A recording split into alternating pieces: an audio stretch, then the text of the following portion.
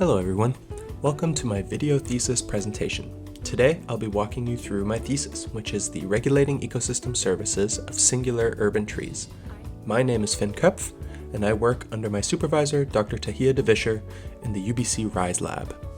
To help you understand my research, I'm going to be taking you on a little tour of my study sites and explaining my research.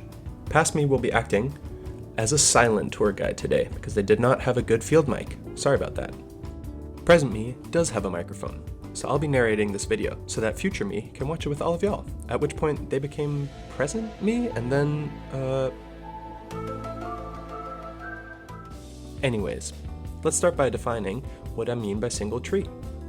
Urban trees are planted primarily by humans, and their configuration can be classified into three main categories. First are clustered trees. This configuration often resembles more natural forests with varying canopy levels. These are characterized by many trees being surrounded by each other on all sides. Although some characteristics can vary, such as the size of the cluster, as well as the spacing and the planting of the trees.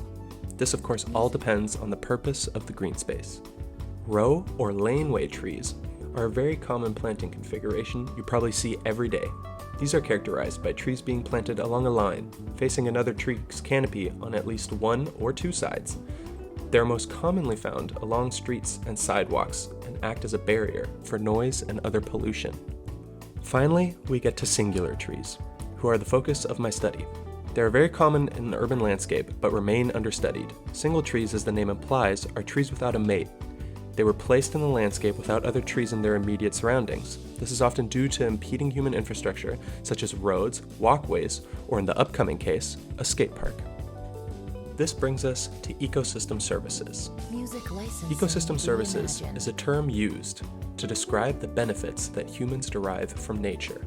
These benefits are provided by ecological and biophysical processes that happen all around us. This brings me to how I got interested in my study. I skateboard, and I love going to the UBC skate park. I've been going to the skate park for many years. It's a great place to exercise, meet fellow students, and to spend some time outdoors. However, after all these tricks, I would often work up quite a sweat and need to cool down. The only refuge from the sun at this skate park is that oak tree you can see in the background.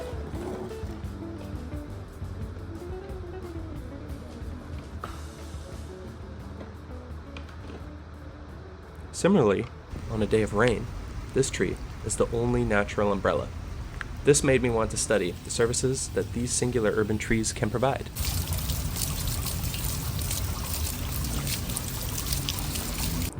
And during this time of rain, it's normally time for me to head home. So while past me drives home, I will take the time to further explain the methodology that I use to do my research.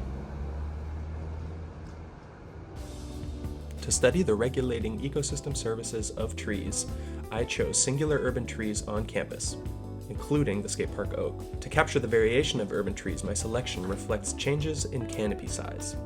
But wait, those only represent half of the equation. We can't forget coniferous trees. Many of Vancouver's native trees are conifers and are sprinkled all over the landscape. Once in the field, I measured these ecosystem services using a variety of tools.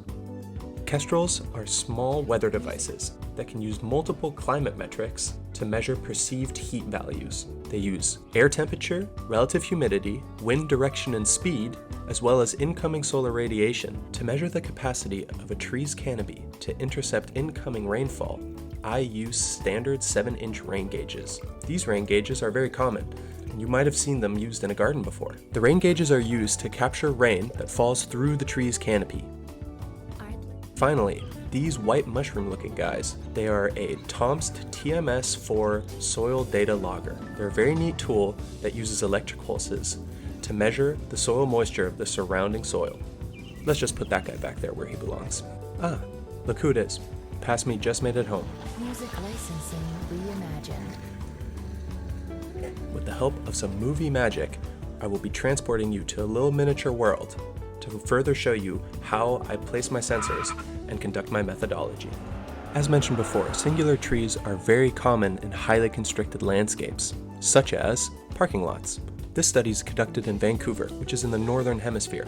That means the sun is always shining from the south. leaving the shade of a tree on the north side of the tree.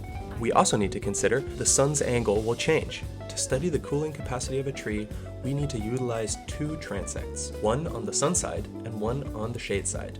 First, a point is placed directly underneath the tree's canopy. Next, right underneath the edge of the canopy. The third point is the halfway point between the canopy's edge and the maximum point of shade. This maximum point of shade is dependent off of the shade length that tree can throw. I hope to analyze this data by comparing the sun side and the shade side with all averaged values to each other. Also, the difference in temperature between each transect point to understand the distance at which cooling capacity drops off. But once it starts to rain, we use different tools. First, my rain gauges. 2 rain gauges are placed underneath the canopy of every tree. They are placed randomly, and values collected from them are averaged.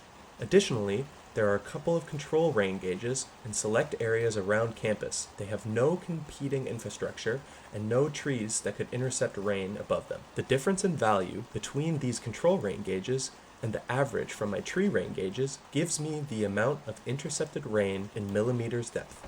Lastly, one data logger is placed directly underneath the tree, right next to the trunk. Another TMS4 data logger is placed outside of the canopy, preferably on the south side of the tree. The difference in the soil moisture values between these two sensors can show me the actual effect that the canopy has on soil moisture. Lastly, I'd like to share some key takeaways with you. First, weather systems are shifting due to climate change. Weather patterns are supposed to become more irregular and more extreme as the effects of climate change fully unfold. The city of Vancouver specifically is most affected by the urban heat island effect and by flooding.